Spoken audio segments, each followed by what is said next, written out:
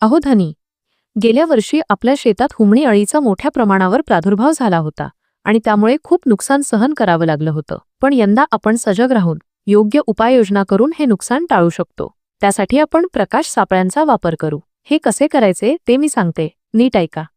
मे-जून महिन्यात पहिल्या पावसानंतर हुमणीचे भुंगेरे सूर्यास्तानंतर जमिनीतून बाहेर येतात. ते बाभूळ, कडुनिंब, बोर यासारख्या झाडांवर पाने खाण्यासाठी व मिलनासाठी गोळा होतात.